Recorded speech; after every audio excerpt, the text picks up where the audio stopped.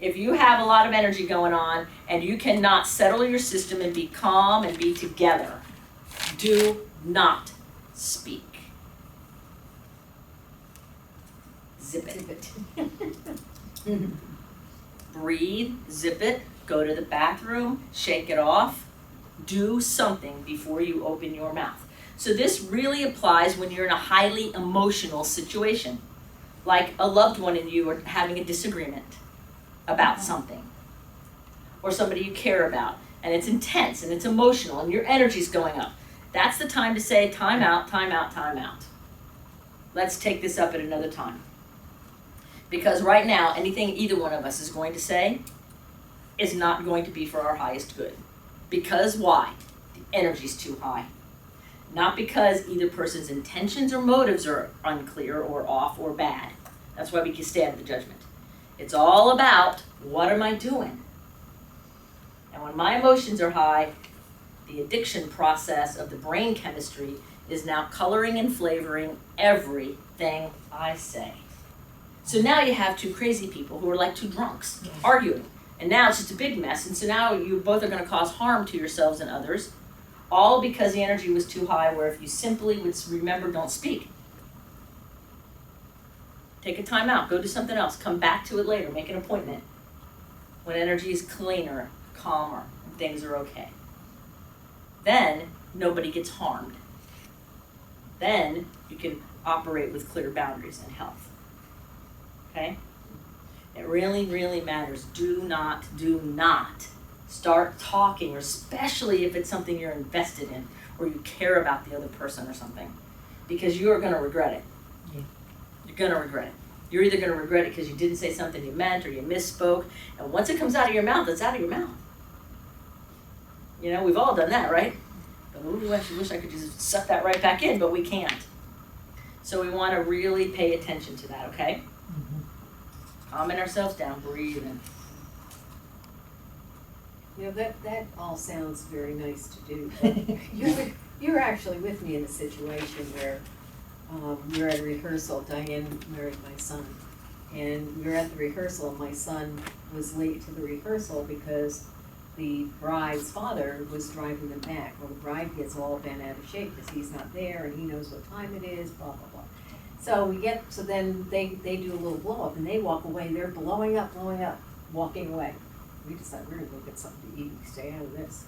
So we go to get something to eat and the son's up at the bar. He's gonna go to dinner either.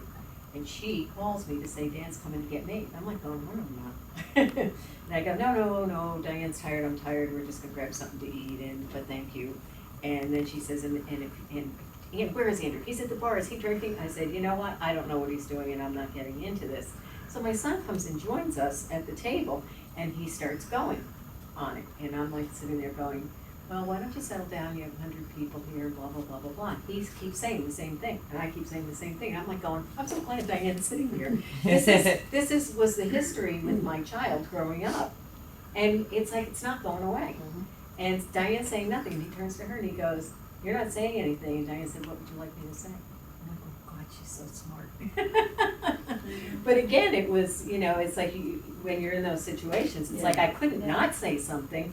But I didn't get involved in it, so I guess I did it, because afterwards you said, no, you did the right thing, but it was like, wow, because you want to help, you want to do something, you're stuck in the middle of it. But what can you do? Right, can you do? So the breathing piece is really. Well, you did the right thing because you honored him and you respected him, and you said the same thing over and over, which was all you really could say. The thing that people could have done in error that you did not do, especially the mother of the groom, right, the night before the wedding, because it was a big blow up, would be try to explain and cajole and get people to talk and coordinate and coerce and fix and meddle. And manipulate. And if you would have done any of that, it would have escalated. Mm-hmm. And thank you that you have learned, and you already had good boundaries to start with, and you're very good at drawing the line once you learn how to do it, and you do it, and it was done. And so I sat there quietly and listened, because one thing I know with those kinds of big anxiety and anger ramp-ups, because he's highly intellectual, he's a gifted person with all the overexcitability, so it's gonna burn out like a flame. It's like a rocket on a jet, it goes, and then it just crashes. And then that's when he finally looked at me and said, you're not saying anything. Because he finally, the whole circle came around, and now he has the moment of clarity. And so that's when he looked at me and he goes, I'm like, well, because what do you want me to say? Because really all he was doing was discharging energy. Yeah. Trying to fix, solve, cajole, understand, argue, manipulate, any of that was completely uncalled for. Simply because of what was happening with him. Paying attention to the audience. He was going, I listened to everything he said, I heard it. And that's nice. But you know, as the parent, you're on that end of, it's winding you up because you can't, I know I can't do anything, and so I just kept saying the same thing, and I'm like going, what is it that I can say? And that was, when he was growing up, I did try to solve everything, but seriously, with a lot of coaching from Dianne, I've gone to a different space, and it's like, wow. Yeah, you sat in your space and you sat in your authority, and it allowed him permission to come back to a place with respect and dignity. And the love of his mom, which is why he came down from the bar to sit with you. He went to his mom. See, we go to our mom and we go home when we're in trouble, in our minds or in real life. It's the only time he calls. In that case, but that's how we operate. That's how all humans operate. You know, take anybody. Yeah. And you put enough pressure on the system, and I want my mommy and I want to go home. Whether it's physical, spiritual, or whatever, because it's connection, it's safety. I can go be there. Even if in the real life the mom was just abusive and crazy or non-existent, it's still that yearning. Yeah. And so he acted it out, and you did the exact perfect thing by being completely present.